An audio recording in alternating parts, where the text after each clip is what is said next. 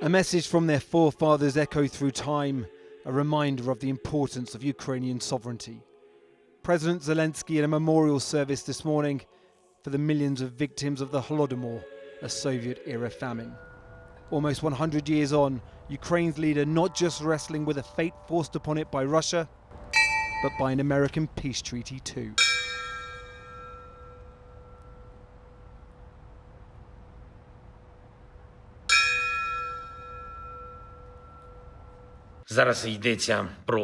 This is now about much more than specific points of one document or another.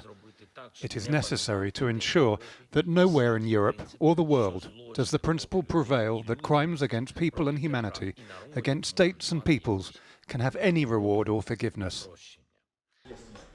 With that warning to the whole of Europe, Keir Starmer met with the French President and German Chancellor today, the so-called E3, and then a larger meeting with allies from the G7. Their hope to, quote, strengthen President Trump's plan to end the war with Russia. One of the elements in the 28-point plan is the security guarantee from the US, an Article 5 guarantee. That's about the strongest guarantee that can be put forward.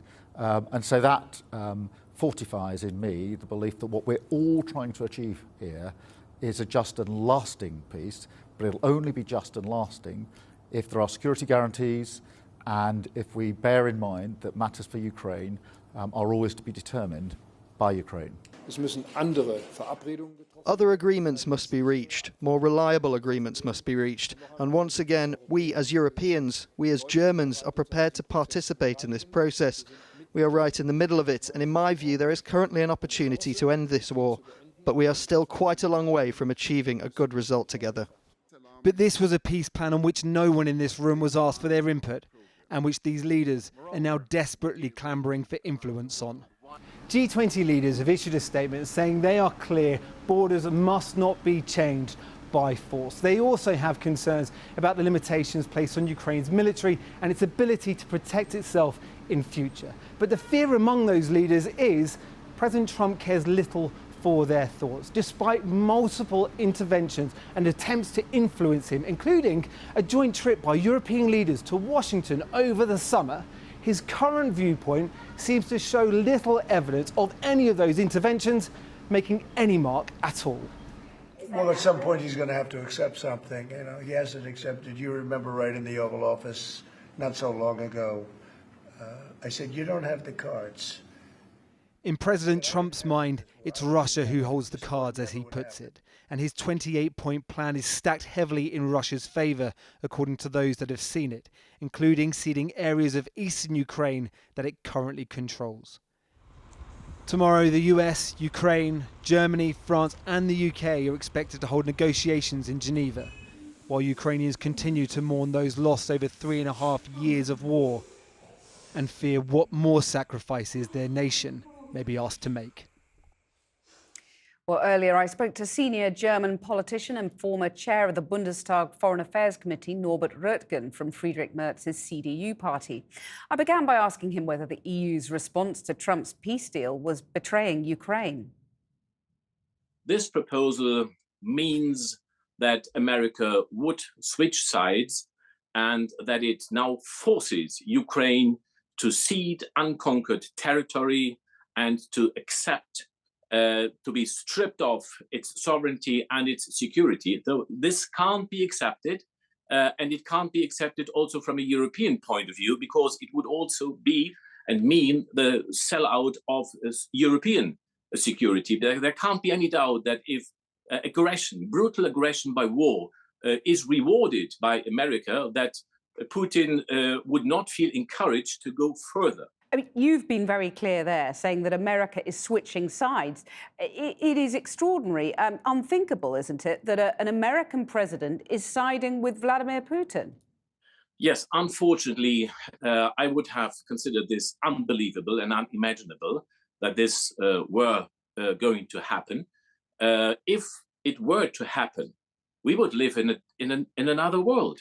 If America, for business interests, switches sides and rewards a brutal, illegal war of attrition, and would sell out Ukraine as a major European country and European security at the same time. This would be a different world, and it would imply the destruction, I would say, of the institutions of the West, and I would say the West as such. You talk about fighting for the institutions, but aren't you also fighting for the security of the EU as a whole? Because why would Putin hold back in future? Surely Europe as a whole is now under threat from Putin in a way we've not seen before. You are absolutely right.